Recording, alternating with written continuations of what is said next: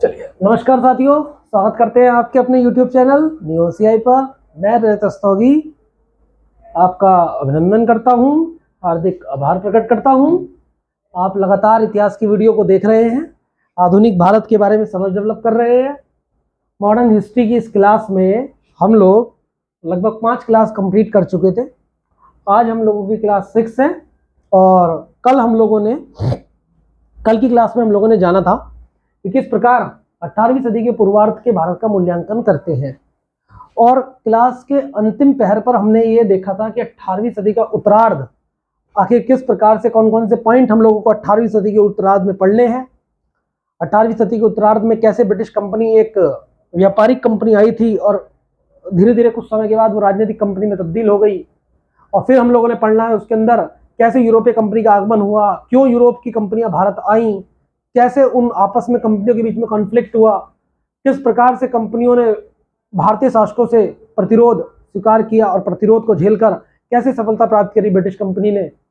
और इन सब बातों के बाद हम लोग फ्रेंच और ब्रिटिश कंपनी के बीच टकराहट के रूप में कर्नाटक युद्ध देखते हैं।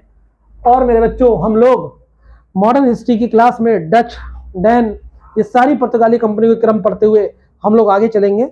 और हम लोगों ने अभी तक क्या कंप्लीट कर लिया है बच्चों, मैं आप लोगों को बता दूं कि हम लोगों ने कंप्लीट कर लिया है मुगल शासक के प्रतिरोध स्वरूप जो राज्य पनपे, उनके विघटन के दौरान जो छोटे छोटे क्षेत्रीय राज्यों का उदय हुआ, जिनमें उत्तराधिकारी राज्य के रूप में बंगाल, अवध, कर्नाटक, हैदराबाद और विरोध के रूप में जो प्रकट राज्य हैं, उसमें हम लोगों के सामने आए मराठा, सिख, अफगान के बाद आए रोहिला। और मेरे बच्चों, इसके बाद हम लोगों के सामने आए मैसूर, कालीकट और त्रावणकोर, जो मुगल सत्ता के बाहर की परिधि के थे। फिर हम लोगों ने जानने के बाद हम लोग आज उस कड़ी में क्लास 6 शुरू करते हैं। तो मैं आप लोगों से कुछ क्वेश्चन शेयर करना चाहूंगा ताकि आप लोगों का पूर्व ज्ञान का रिवीजन हो जाए। एक छोटा सा जो प्रीलिम्स बेस्ड होंगे, जो पीटी फैक्ट होंगे, मैं आप लोगों को बताता हूं। चलिए स्टार्ट करते हैं क्लास। देखिए, क्लास 6 में आज हम लोग शुरू करते हैं। सबसे पहला क्वेश्चन मैं आप लोगों से पूछता हूं कि बताइए कौन सा मुगल शासक, सोचना, कौन सा मुगल शासक बंगाल से जुड़ा था। बहुत सिंपल सा क्वेश्चन है, कौन सा मुगल शासक बंगाल से जुड़ा था। तो बंगाल से जुड़े में 3 मैं आपको एग्जांपल दे रहा हूं, तो आप लोग बताना। सुजाउद्दीन, नंबर 2 सरफराज खान, नंबर 3 शासकों के नाम में लिख रहा हूं, सुजाउद्दौला। इन 3 शासकों में कौन सा बंगाल से जुड़ा हुआ था। विकल्प है नंबर 1, नंबर एक और 2, मतलब सुजाउद्दीन भी और सरफराज भी। नंबर बी विकल्प है 2 और 3। नंबर सी विकल्प है 1, 2, 3, यानी कि तीनों बंगाल से जुड़े थे। और नंबर 4 विकल्प है 1 और 3। तो सोच के आप लोगों को उत्तर लिखना है। इसका प्रश्न आप लोग उतार सकते हैं और इसका उत्तर हम लोग बताएंगे आपको कल की क्लास में। आप लोग प्रश्न उतारते रहिए और ताकि आप लोग सॉल्व करिए। कल मैं आप लोगों को इसका आंसर बताऊंगा, आप लोग इसे सॉल्व करके कमेंट बॉक्स में इसका उत्तर लिख सकते हैं। जो भी होगा आप लोग मुझे बताएंगे कमेंट में, मैं चेक करूंगा आपके कमेंट। मुझे ये पता चलेगा कि क्लास के दृष्टिकोण से क्या क्या चीज जरूरी है, क्या चीज नहीं। मैं आपको रोज 5-10 क्लास आपको पीटी की कराऊंगा। आप लोग उसे क्वेश्चन की फॉर्मेट में, प्रश्न नंबर 1 ये है, 1 का जो भी विकल्प है आप लोग वहां उत्तर लिखिए और कल हम इसे चेक करेंगे कि क्या उसका उत्तर है और क्या नहीं है। चलिए अगला प्रश्न मैं आप लोगों को बता रहा हूं। क्लीन ऑल कर दिया हमने। अगला प्रश्न है बंगाल अवध। अगला प्रश्न, प्रश्न नंबर 2, क्वेश्चन नंबर 2 है बंगाल, अवध और हैदराबाद। बंगाल, अवध और हैदराबाद राज्य मुगलों से पृथक क्यों हुए। सोचिए जरा, बंगाल, अवध और हैदराबाद राज्य मुगलों से पृथक क्यों हुए। नंबर 1 है विकल्प, नंबर 1 है ऑप्शन में केंद्रीय सत्ता कमजोर हो गई। नंबर 2 है क्षेत्रीय संसाधनों पर नियंत्रण करना चाहते थे। क्षेत्रीय संसाधनों पर नियंत्रण करना चाहते थे। नंबर 3 है उन्हें मुगल बादशाह से दंडित होने का भय था। उन्हें मुगल बादशाह से दंडित होने का भय था। ये 3 आपके सामने वाक्य हैं। अब उत्तर में आपको सबसे पहला विकल्प ए में है, केवल ए कर दो। बी है 1 और 3। सी है 1 2 3 तीनों। और नंबर डी है 2 और 3 विकल्प। ये सवाल आप लोग उतार सकते हैं। दूसरा सवाल ये है, बंगाल, अवध और हैदराबाद राज्य मुगलों से पृथक क्यों हुए? तो आप लोगों इन तीनों में से या तीनों सही हैं, केवल 1 और 2 सही हैं, 2 और 3 सही हैं, या 3 और 1 सही है। इसमें से आपको छांट कर उत्तर लिखना है। कमेंट बॉक्स में आप बताएंगे हमें, ताकि हम लोगों को पता चले कि आप लोग कितनी तैयारी कर रहे हैं। चलिए, दूसरा प्रश्न है, कल हम आप लोगों को इसका सही उत्तर बताएंगे विद एक्सप्लेनेशन। तीसरा प्रश्न है, 18वीं सदी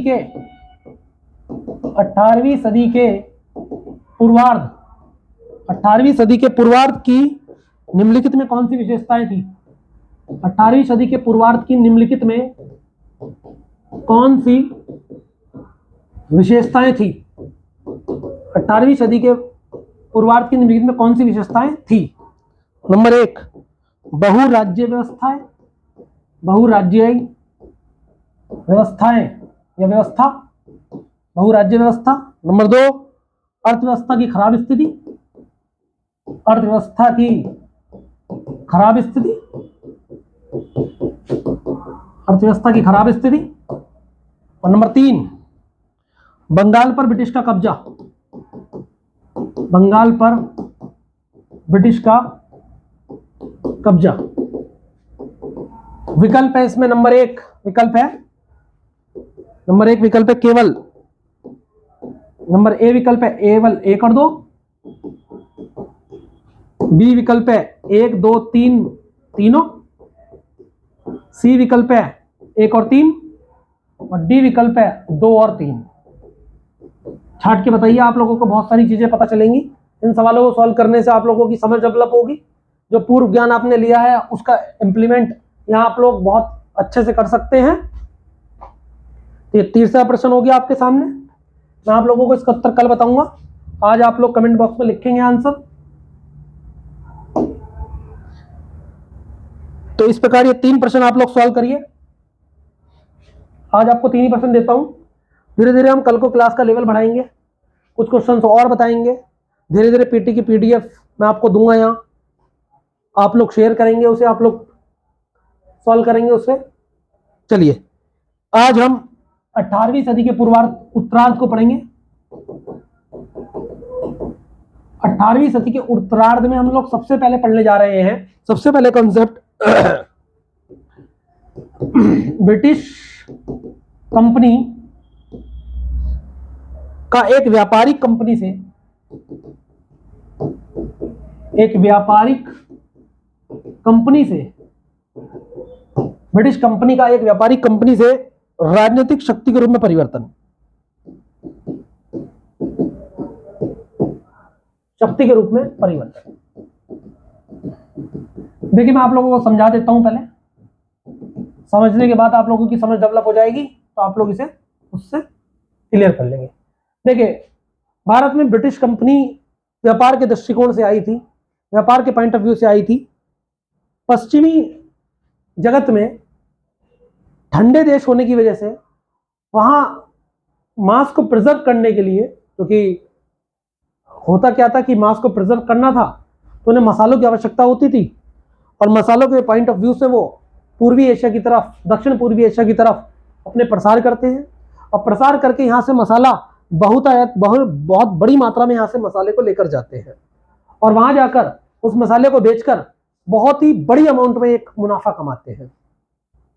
जब उन्हें मुनाफा मिलता है तो वो और अधिक भारत की और दक्षिण पूर्व एशिया की ओर आकर्षित होते हैं।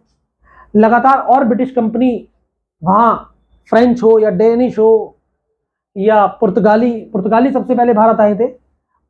ब्रिटिश, फ्रांसीसी company, Danish company, Dutch company, ये सब धीरे धीरे भारत के अंदर प्रवेश करती गई। आए तो व्यापार के पॉइंट ऑफ व्यू से थे, आए तो व्यापार करने के लिए थे, लेकिन जब उन्होंने यहाँ देखा कि भारतीय राज्यों में आपस में फूट है, भारतीय राजा एक दूसरे की शक्ति का हनन करते हैं, एक दूसरे की शक्ति को डिमोरलाइज या नीचे गिराने की कोशिश करते हैं, तो उन्होंने इस चीज का लाभ उठाया, राजनीतिक शून्य का लाभ उठाया, और वो व्यापारिक कंपनी के साथ साथ धीरे धीरे राजनीतिक शक्ति के रूप में परिवर्तित होते चले गए। बंगाल पर उन्होंने देखा कि जब बंगाल में सिराजुद्दौला ने उन्हें मना किया किलेबंदी करने को, तब उन्होंने बंगाल से आर पार की लड़ाई लड़ी, और आर पार से लड़ाई लड़ने के बाद अपने कठपुतली नवाब को बंगाल की गद्दी पर बिठा दिया, नवाब बिठाकर, ताकि बंगाल से आने वाले राजस्व से ही वो यहां से व्यापार की पूर्ति कर सकें। और मेरे बच्चों, धीरे धीरे व्यापारिक कंपनी धीरे धीरे बंगाल से लेकर और अन्य क्षेत्रों में धीरे धीरे राजस्व की प्राप्ति करने लगी, और राजस्व की प्राप्ति से वो यहीं से माल खरीद कर, उस राजस्व से यहीं से माल खरीद कर अपने जहाज के माध्यम से यूरोप में सामान को भेज दिया करती थी। पहले भारत में जो व्यापार होता था वो एक तरफा नहीं होता था। उस व्यापार में ब्रिटिश लोग भारत में कीमती धातु लाते थे, भारत में नकदी फसल का प्रचलन चलाते थे, कीमती धातु यहां आती थी, बदले में यहां से सामान जाता था, आयात निर्यात की प्रक्रिया चलती थी।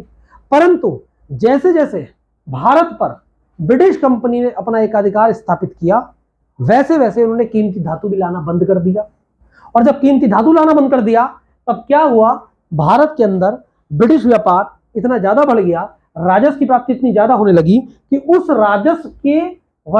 राजस्व को जस्टिफाई करने के लिए उन लोगों ने तरह तरह की नीतियां बनानी शुरू कर दी, राजनीतिक सत्ता में प्रवेश करना शुरू कर दिया, नवाब को कठपुतली के रूप में रखना शुरू कर दिया। तो धीरे धीरे वो कंपनी जो व्यापार के पॉइंट से आई थी, वो धीरे धीरे राजनीतिक शक्ति में तब्दील होती चली गई। मेरे बच्चों, अब सवाल ये नहीं है कि वो राजनीतिक शक्ति में कैसे बदले, इससे पहले सवाल एक और बनता है हमारे सामने कि आखिर यूरोपीय कंपनियां भारत आई क्यों? आखिर क्या मजबूरी थी यूरोपीय कंपनियों के सामने कि जो भारत में आई, और किस रूप में आई? क्या प्रक्रम था उनके आने का? क्या जरूरतें थे उनकी आने की? क्या यूरोप में आपस में प्रतिरोध नहीं हुआ? तो आइए ये देखते हैं कि ब्रिटिश कंपनियां भारत में क्यों आई। तो मैं आप लोगों को पहले ये बताऊंगा कि यूरोपीय व्यापार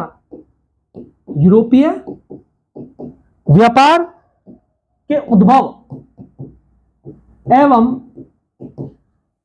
यूरोपीय कंपनियों के आगमन का कारण।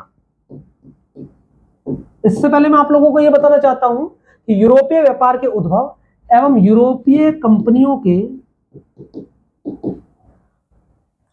आगमन का कारण।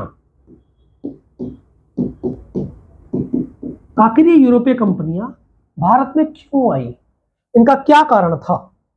चलिए देखते हैं क्यों आई भारत में ये। चलिए देखिए, यूरोपीय कंपनियों के आगमन के कारण को यूरोप में होने वाले आर्थिक राजनीतिक परिवर्तनों से जोड़कर देखा जा सकता है।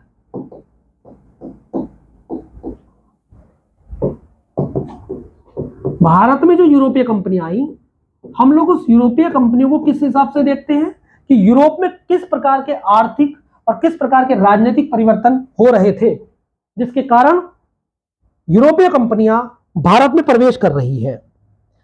इसे निम्नलिखित रूप में हम समझ सकते हैं।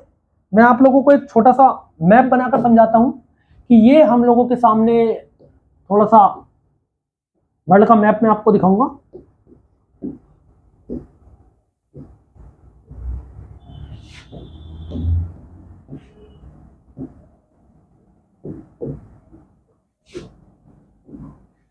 ये हमारा प्यारा भारत, यहाँ ऑस्ट्रेलिया,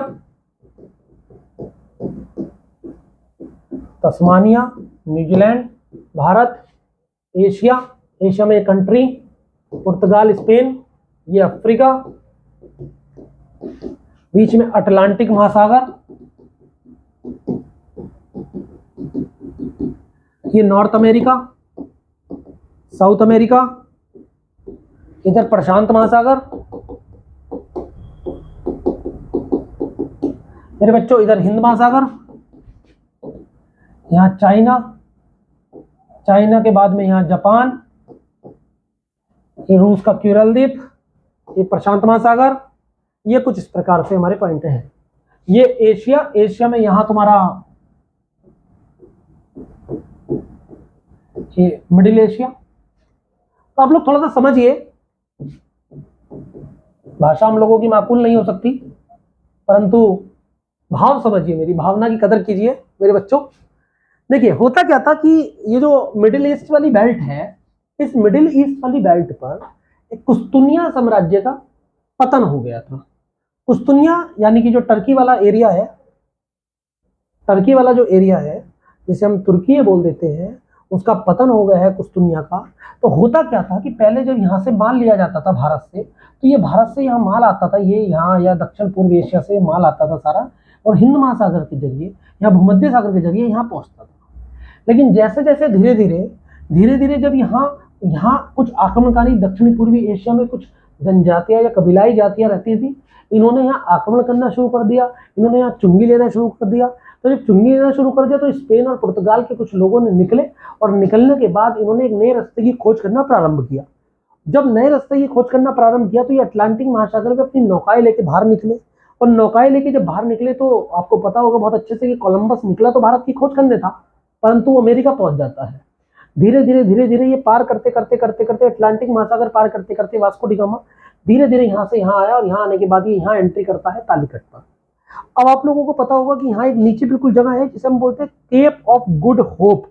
ये यहाँ एक छोर मिलता है आशा की किरण, और इसे पार करता हुआ ये कहाँ जाता है, कालीकट के बंदरगाह पे। इस प्रकार एक नया समुद्री मार्ग यहाँ उन्होंने यूरोप वासियों ने खोज लिया। तब होता क्या है, होता यह है मेरे बच्चों कि सबसे पहले कुस्तुनतुनिया का पतन और वैकल्पिक मार्गों की खोज। आखिर कुस्तुनतुनिया का जब पतन हुआ, पहले कुस्तुनतुनिया का पतन नहीं हुआ था टर्की का, और जब टर्की का पतन नहीं हुआ था तो बैजेंटाइन साम्राज्य और ये तुर्की साम्राज्य एक हुआ करता था। जब एक था तो हुआ क्या कि पूर्वी और पश्चिमी यूरोप जब एक होता था, तो इस रास्ते से यहाँ ये एशिया का रास्ता और मान लीजिए ये यूरोप का रास्ता मान लीजिए और ये भारत का रास्ता मान लीजिए, तो ये पूरे भूमध्य सागर के रास्ते यहाँ ट्रैवल करते थे, और ट्रैवल करके इस माल को आर पार पहुंचाते थे भूमध्य सागर के जरिए। लेकिन हुआ क्या, जब कुस्तुनतुनिया का पतन हो गया तो इन्होंने आक्रमणकारी यहाँ जनजातियों ने यहाँ प्रवेश करना शुरू कर दिया, और जब आक्रमण जनजातियों ने प्रवेश करना शुरू किया तो इनके माल पर चुंगी लगने लगी, टैक्स ज्यादा लगने लगा, और जब बच्चों टैक्स ज्यादा लगने लगा तो इन्होंने एक नए मार्ग की खोज करना शुरू करी। तो सबसे पहला कारण है कि यूरोपीय कंपनियों के आगमन का कुस्तुनतुनिया का पतन एवं नए वैकल्पिक मार्गों की खोज। पहली हेडिंग आपकी यह है कि आखिर यूरोपीय कंपनियों के उद्भव का क्या कारण है और यूरोपीय कंपनियां भारत क्यों आई। तो आप लोग उसमें बताएंगे कि कुस्तुनतुनिया का पतन और नए वैकल्पिक मार्गों की खोज। मेरे बच्चों, इसके अंदर हम लोग क्या देखते हैं कि ऑटोमन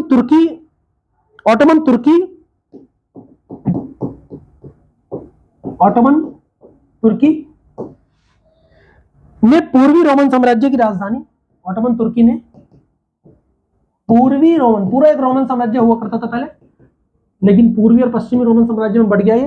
पूर्वी रोमन साम्राज्य की राजधानी कुस्तुनतुनिया, पूर्वी रोमन साम्राज्य की राजधानी क्या थी, कुस्तुनतुनिया।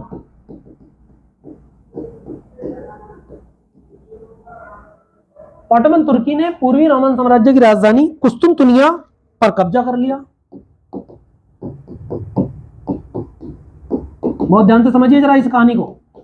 ऑटोमन तुर्की ने पूर्वी रोमन साम्राज्य की राजधानी कुस्तुनतुनिया पर कब्जा कर लिया। इस कारण यूरोप का पूर्वी व्यापार अवरुद्ध हो गया। यूरोप का जो पूर्वी व्यापार था, कब्जा कर लिया पूर्वी रोमन साम्राज्य की राजधानी पर ऑटोमन तुर्की ने, तो पूर्वी रोमन साम्राज्य पर यह पूर्वी व्यापार अवरुद्ध हो गया। पूर्वी व्यापार जो है वो क्या हो गया, अवरुद्ध हो गया, इसमें बाधाएं आ गई जब कब्जा कर लिया। तो जब ये अवरुद्ध हो गया पूर्वी व्यापार, इसलिए पूरब की ओर नए मार्ग की खोज आरंभ हो गई। पूर्व की ओर नए मार्गों की खोज आरंभ। तो आप लोग बहुत ध्यान से समझिए कि आखिर क्यों यूरोपीय कंपनियां भारत आई, उनके उद्भव का क्या कारण है, और यूरोपीय कंपनी भारत आने के बाद किस प्रकार से व्यापार को करती हैं। क्योंकि जब उनका मार्ग अवरुद्ध हो गया तो उन्होंने नए नए मार्ग की खोज करनी शुरू कर दी। मार्ग अवरुद्ध क्यों हो गया? क्योंकि कुस्तुनतुनिया का पतन हो गया। तो कुस्तुनतुनिया जो है रोमन साम्राज्य की जो राजधानी है कुस्तुनतुनिया, उस पर ओटोमन तुर्की ने क्या कर लिया? कब्जा कर लिया। तो एक तो हमारे पॉइंट ये है मेरे बच्चों। दूसरा है अमेरिकी धातु की उपलब्धता। देखिए, पहले अमेरिका को उपनिवेश बना रखा था यूरोप ने। तो जब अमेरिका को यूरोप में उपनिवेश बना रखा था तो करते क्या थे ये यूरोपवासी, इस अमेरिका से क्या है, जो धातुएं थी, कीमती धातुएं वो लाते थे। अफ्रीका नाम की जो महाद्वीप है इससे दास उठाते थे, यहां से धातु लेते थे अमेरिका से। ये यूरोप है, ये अमेरिका है। यहाँ कीमती धातु होती थी और यही कीमती धातु ये क्या लाते थे? व्यापार करने के लिए यहाँ भारत लाते थे। बहुत ध्यान से समझना आप लोग। तो ये कीमती धातुओं की जो उपलब्धता थी पहले बहुत आसानी से थी। अमेरिकी उपनिवेश से ये कीमती धातु को भारत में लाया करते थे और भारत में लाकर आयात निर्यात के प्रोसेस के थ्रू ये लोग क्या करते थे? व्यापार को अंजाम देते थे। कीमती धातु यहाँ छोड़ देते थे और बदले में यहाँ से वस्तुएं ले जाते थे। भारत के वैकल्पिक मार्ग की खोज के क्रम में अचानक अमेरिका की खोज हो गई, परंतु अमेरिका की खोज का बड़ा लाभ यूरोपीय देशों को मिला क्योंकि अमेरिका से प्राप्त कीमती धातुओं के उपयोग से वे पूर्वी व्यापार का संचालन कर सके। इस कीमती धातु के प्रयोग से वो पूर्वी व्यापार कर पाए, इसलिए पूर्वी व्यापार कर पाए तो अमेरिका की धातु उपलब्ध थी। और क्या कारण हो सकता है भाई, क्यों है ये? यूरोप में एक नव धनाढ्य वर्ग के द्वारा, यूरोप में एक नव धनाढ्य वर्ग पनप रहा था, पूंजीपति वर्ग पनप रहा था। पूरब की विलासिता संबंधी सामग्रियां विशेषकर मसाले की मांग की जा रही थी। नव धनाढ्य वर्ग के द्वारा मसाले की मांग की जा रही थी लगातार। पूरब के मसाले की मांग तो पूरे विश्व में प्रसिद्ध है। पूरब मतलब भारत, पूरब साइड है क्योंकि इसलिए उसे पूरब बोल रहे हैं। तो नव धनाढ्य वर्ग के द्वारा यूरोप में मसाले की मांग की जा रही थी लगातार, इसलिए वो आकर्षित हुई यूरोपीय कंपनियां भारत की ओर, दक्षिण पूर्व एशिया की ओर। यूरोपीय शासकों के द्वारा व्यापार को समर्थन दिया जा रहा था क्योंकि इससे उन्हें कर की प्राप्ति होती थी। जो यूरोप में शासक होते थे वो कंपनी को प्रोत्साहन करते थे कि आप जाइए व्यापार कीजिए, क्योंकि यूरोपीय शासकों को व्यापार से, कंपनियों के व्यापार से कर की प्राप्ति होती थी। आखिरकार उनका राजस्व बढ़ रहा है तो वो क्यों नहीं परमिशन दें, क्यों नहीं कहे कि आप पूरब की तरफ जाइए और व्यापार कीजिए। तो आप लोग देखिए, कुस्तुनतुनिया का पतन हो गया, एक नए वैकल्पिक मार्ग आ गया। ओटोमन तुर्की ने चूंकि पूर्वी रोमन साम्राज्य की राजधानी कुस्तुनतुनिया पर कब्जा कर लिया तो बीच का रास्ता अवरुद्ध हो गया पूर्वी व्यापार का, तो नए नए मार्ग की खोज होने लगी जिसमें भारत की भी खोज होगी। उसके बाद अमेरिकी धातु की उपलब्धता, क्योंकि उन्हें व्यापार करने के लिए कुछ एक चीज चाहिए थी तो इसलिए उन्होंने जब अमेरिका जैसे उपनिवेश की खोज हुई तो अमेरिका जैसे जब राष्ट्र की खोज हो गई तो अमेरिका जैसे जब अमेरिकी धातु से कीमती धातु लाकर वो पूर्वी व्यापार करते थे।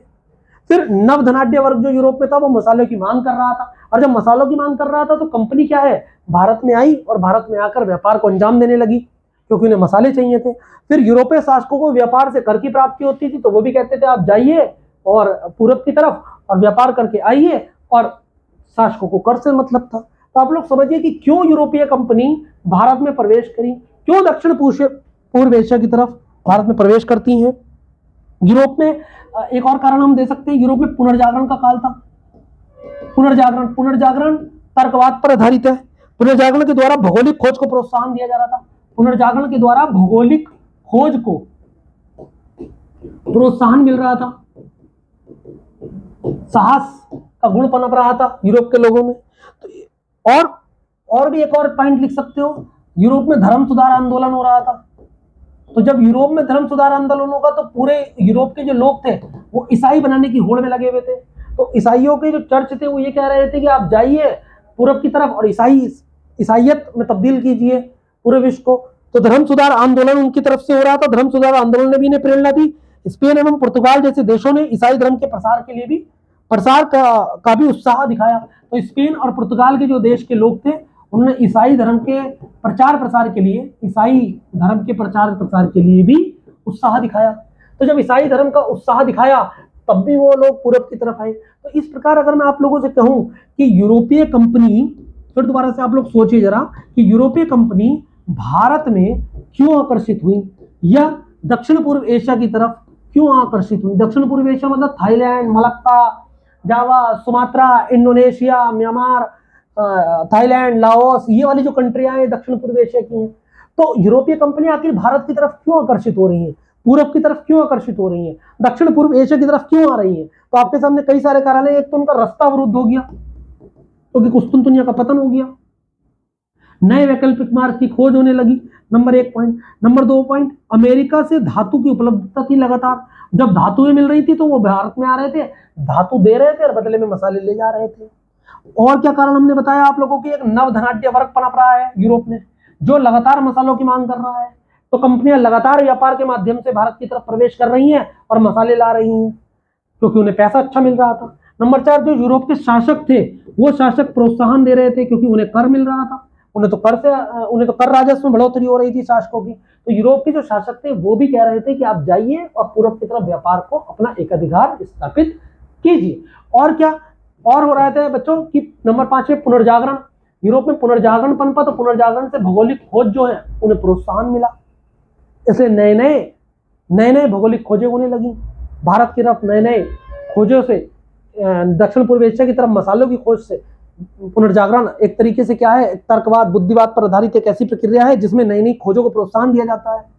और क्या कारण हो सकता है, धर्म सुधार आंदोलन। धर्म सुधार आंदोलन जो हो रहा था यूरोप के अंदर, वो ये कह रहा है कि आप जाइए और ईसाई धर्म का प्रचार प्रसार करिए। तो इस प्रकार से हम देखते हैं कि यूरोपीय कंपनियां भारत की तरफ आकर्षित हो रही है। तो मैंने आप लोगों को ये 6-7 पॉइंट बताए जिससे आप लोगों को ये समझ आ गया होगा बच्चों कि आखिर यूरोपीय कंपनियां दक्षिण पूर्व एशिया की तरफ और भारत की तरफ क्यों आकर्षित हो रही थी। तो मैं समझता हूं कि शायद आप लोगों को ये चीज समझ आई होगी। उसके बाद हम लोग आगे देखते हैं, पश्चिमी एशिया से पूर्वी एवं दक्षिणी पूर्वी एशिया तक व्यापारिक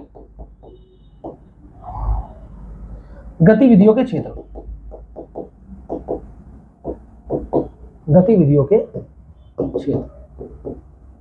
पश्चिमी एशिया से पूर्वी एवं दक्षिणी पूर्वी एशिया तक व्यापारिक गतिविधियों के क्षेत्र।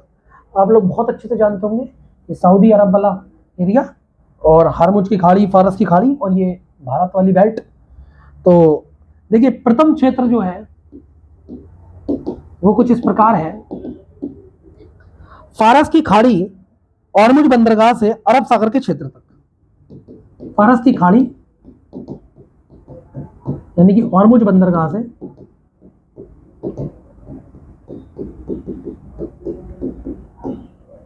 खाड़ी से अरब सागर के क्षेत्र तक।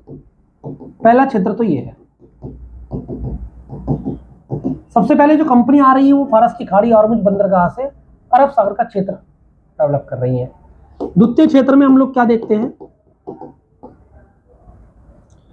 अरब सागर से हिंद महासागर एवं बंगाल की खाड़ी का क्षेत्र।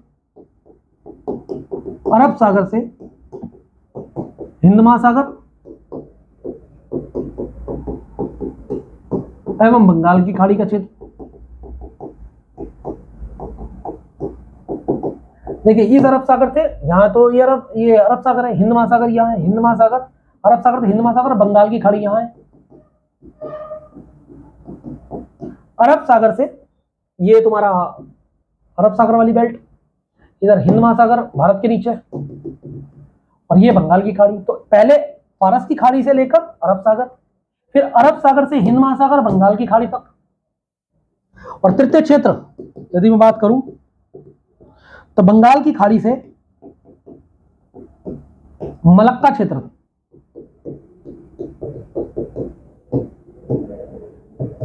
बंगाल की खाड़ी से मलक्का तक के क्षेत्र।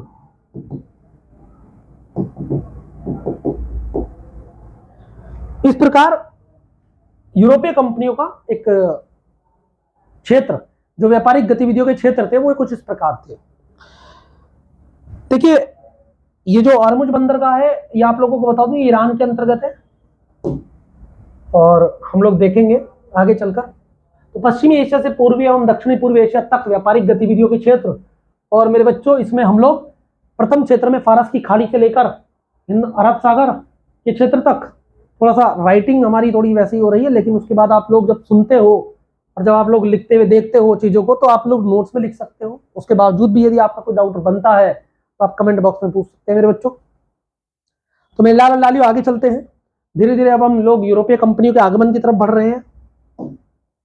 तो सबसे पहली यूरोपीय कंपनी जो भारत में प्रवेश करती है वो है पुर्तगाली कंपनी। सबसे पहले भारत के अंदर प्रवेश करने वाली जो कंपनी थी वो पुर्तगाल थे। पुर्तगाल ने अपनी ब्लू वाटर इकोनॉमी बनाई, ब्लू वाटर कार्टेज आर्मेडा व्यवस्था बनाई, जिससे उन्हें नीले पानी की नीति, या उन्होंने पूरे समुद्र पर, समुद्र के लुटेरे भी बोलते हैं इन्हें पुर्तगालियों को, पूरे समुद्र पर कब्जा कर लिया। कोई भी अगर समुद्र से अपना वाहन पास कराता है तो उसे टैक्स देना पड़ता था। पुर्तगालियों ने अपनी नौसेना के माध्यम से पूरे समुद्र पर, अरब सागर पर, हिंद महासागर पर कब्जा कर लिया था। पुर्तगाली कंपनी की यदि मैं बात करता हूं तो सर्वप्रथम इसका भारत में आगमन हुआ, और 1505 में डी अल्मेडा के अंतर्गत,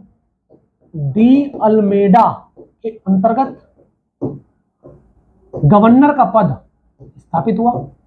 डी अल्मेडा के अंतर्गत गवर्नर का पद स्थापित हुआ। 1509 में पुर्तगालियों ने ऑर्मुज पर कब्जा किया। पुर्तगालियों ने ऑर्मुज बंदरगाह पर कब्जा किया। ऑर्मुज या हॉर्मुज जो भी बोलते हो, ऑर्मुज पर कब्जा किया। 1509 में पुर्तगालियों ने ऑर्मुज पर कब्जा किया। 1510 में अल्बुकर्क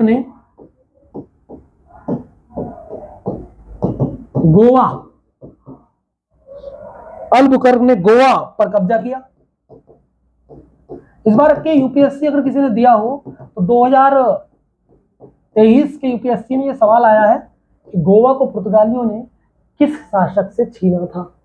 इसी कहानी बताऊंगा बच्चों, तो बहुत ध्यान से समझिए। गोवा पर कब्जा किया। पुर्तगालियों ने मसाले व्यापार में गहरी रुचि दिखाई। इन्होंने जो रुचि दिखाई वो मसाले व्यापार पर गहरी रुचि दिखाई। मसाले व्यापार पर गहरी रुचि पुर्तगालियों की रही। इन्होंने ऑर्मुज से मलक्का तक के बड़े समुद्री मार्ग पर साम्राज्य की स्थापना की तथा इसे एस्तादो द इंडिया का नाम दिया। एस्तादो द इंडिया, ये अपने व्यापार को कहते थे एस्तादो द इंडिया। फिर बोल रहे हैं एस्तादो द इंडिया, ऑर्मुज से मलक्का तक, यानी कि तीनों क्षेत्र यहां आ जाएंगे, क्योंकि ऑर्मुज फारस की खाड़ी से अरब सागर, अरब सागर पे हिंद महासागर से बंगाल की खाड़ी, और बंगाल की खाड़ी से मलक्का तक का क्षेत्र, यानी कि तीनों क्षेत्र व्यापार के जो हैं वो पुर्तगालियों के कब्जे में रहे, जिसे इन लोगों ने कहा एस्तादो द इंडिया का नाम दिया। उन्होंने एशिया में प्रचलित खुले समुद्र की नीति, उन्होंने एशिया में प्रचलित खुले समुद्र की नीति की अवहेलना कर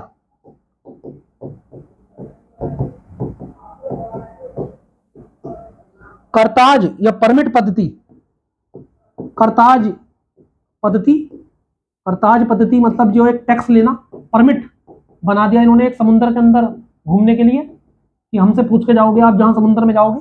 परमिट व्यवस्था की शुरुआत की। पहले वो खुले समुद्र की नीति चलती थी, उन्होंने उसे मना किया और अपना वर्चस्व कायम करके समुद्र में इन्होंने करताज पद्धति या परमिट व्यवस्था की शुरुआत की। इस प्रकार ये पुर्तगालियों के बारे में एक जानकारी हमने आप लोगों को दी। पुर्तगाली अपने आप में बहुत ही ज्यादा नौसेना में चतुर, और अल्मेडा, अल्बुकर्क, ये कुछ महत्वपूर्ण गवर्नर पुर्तगालियों के। गोवा पर कब्जा किया, गोवा छीना था इन्होंने, गुजरात के शासक थे। मसाले व्यापार पर इनकी गहरी रुचि, एस्तादो द इंडिया का कॉन्सेप्ट, ऑर्मुज से मलक्का तक का एरिया, खुले समुद्र की नीति की अवहेलना कर उन्होंने करताज पद्धति की शुरुआत की। इस प्रकार ये पुर्तगालियों का इतिहास हल्का सा हमने बताया आप लोगों को। आगे चलते हैं। डच, देखिए डच कंपनी की बात बताएं अगर हम, डच और ब्रिटिश कंपनी को बताते हैं। 17वीं सदी, 17वीं सदी के आरंभ में डच एवं ब्रिटिश कंपनी का आगमन हुआ। डच और ब्रिटिश कंपनी को दोनों को एक साथ देखते हैं। 17वीं सदी के आरंभ में डच एवं ब्रिटिश कंपनी का आगमन हुआ।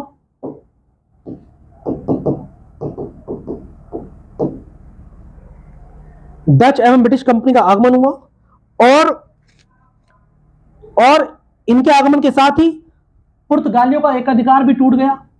जो पुर्तगाली एकाधिकार करे हुए थे व्यापार पर, अब पुर्तगालियों का एकाधिकार भी थोड़ा सा टूट गया, क्योंकि डच और ब्रिटिश कंपनी प्रतिस्पर्धा में आ गई।